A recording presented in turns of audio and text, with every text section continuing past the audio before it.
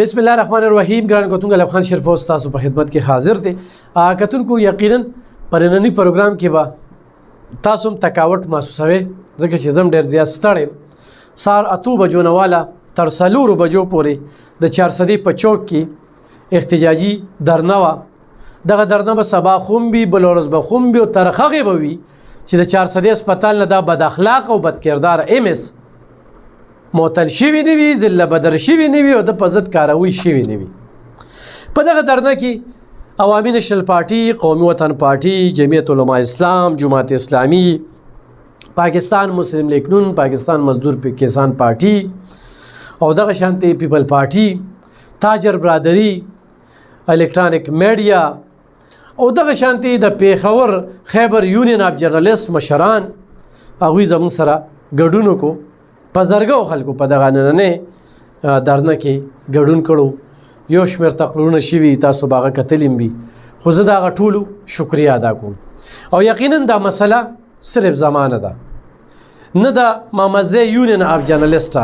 زه د خپل یونین مامزه یونین اف جرنالست د صدر فیض محمد، حاجی صدیق الله، پیر صاحب جان تورنزی، طارق جان، زاهد خان صاحب او دغه شانتي نصرت حسین توپان ډیره زیاته مننه کوم. دغه شانتي الکترونیک میډیا کې جاوید محمود، محمد شاه او ورسره محبوب مرجان دا غوی ډیره زیاته مننه کوم چې دغه تحریک له ډیر زیات دوام ورکړ او تحریک دی وخت کې د وخت ضرورت پدې دی چې دی وخت کې 422 لکه خلک په یو وختي صرف سلور امپیګان چې د خپل ګټو د پاره د MS ملګرتیا کوي.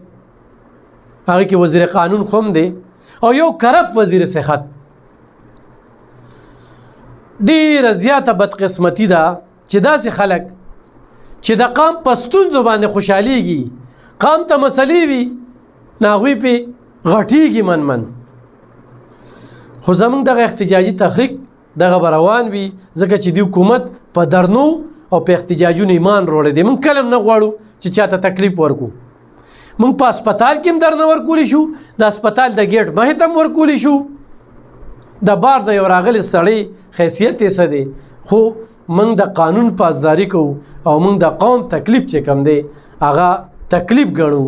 نو دغه وجې سره موږ پوره من احتجاج کوو.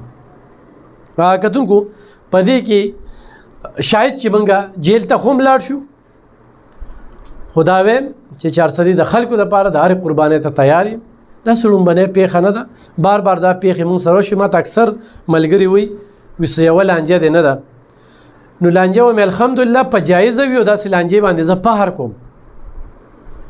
دې وخت کې زموږ مقابله د MS سره نه ده، MS مخره ده. هغه دې جون ته ایثار کړی دی چې دوی په د خپل د کرپشن د بیلونه پاس کړي. دی وزیر صحت او دلته کې د امپیګانو صرف دې ته ایثار کړی دی یا کمې نوکرۍ شوي دي او په دغه کې چې کوم لیب والا دی، لیب ښه د بلډ بینک سره تعلق ساتي، یا دې وخت کې ټوله ایمرجنسي چلی. دا 400 خلکو سره ظلم نه دی، د هغه مخه ونیسي. بدقسمتي د تر اوسه د هغه په ضد هم کاروي ونه شوله. عجیبه انتظامیه او عجیبه حکومت دی او عجیبه وزیر صحت دی چې دی د میرټ خبرې کوي او دې وخت کې چې کوم دی نو داسې ویډیو وایرل شوې ده چې چورلټه وایلیشن دی، چورلټ وایلیشن دی. د هغې باوجود هم چې کوم دی د هغه په ضد کاروی نه کېږي. نو زموږ دغه درنه به روانې زه قام ته ویم چې موږ کله هم چاله تکلیف نه ورکو خو د ستاسو په سر ماته دا مسله جوړه ده. زما څه ذاتي لانجه نه ده. یو ماشومه چې هغه مړه شوه، د هغه پلار، د هغه مور، د هغه ګاونډیان، په هسپتال کې موجود خلک هغوی ما ته بار بار کالز کوي، زه ځم رپورټینګ کوم، ما بیا په کمره کې بندوي، په ما تشدد کوي او ما ته سپورې ستغې وایي. آیا دا زما ذاتي لانجه ده؟ او په رمضان المبارک کې چې ما پوټ پیکج تقسیمو خو د دغه شانتي خلکو په وجه باندې ما ته دا مسله راپېښه ده چې هغه هم مجبور و، غریب و، اوس هم تې تمه نه کوو نه دا وایي چې او زما په وجه باندې تا سره دومره سو شو. خو غریب سړی سرکاري هسپتال ته ځي، هسې دونه وس نه چې ما سره تاڼه، تحصیل، وکیل او دغه شانتي دا نور اخراجات دا مني. خو بهرحال د دغه بدکرداره MS د دغه امپیګانو او دغه کرپ وزیر صحت په وجه باندې دا دومره ورځې وشولې احتجاجونه کوو، دغه تاوانونه دغه زیانونه موږ ته رسي، خو دا د 400 د خلکو دپاره دي. نو انشاءالله دا سلسله به مخ په وړاندې بوځو. جیت په د حق کېږي او تر هغې به زمونږ دغه درنه روانئ تر څو چې زمونږ په دغې خبرو باندې عمل درآمد نه وي شوي. او دا به دې وخت کې محمد زی یونین آف جرنلسټ، خیبر یونین آف جرنلسټ پېښور، الکترانیک میډیا، د 400 څونه اپوزیشن ګوندونه دي، تاجران دي، دا به هغوی ټرانسفر کوي. په دې د بیا د امپیګانو دا خلکه برید نه تاوئ. او دا ورته وایم چې تاسو د اسمبلی د لیږلو قابل خلکه نه یې، بس خلک دوکه شوي دي. تاسو سره خو زمونږ روزګار وشو، تر دې چې یو سړی میلمه لاړ شي روایت دی چې کلیوال دې راشي په اسمبلی کې اوسه څوک لاس ملو کړي.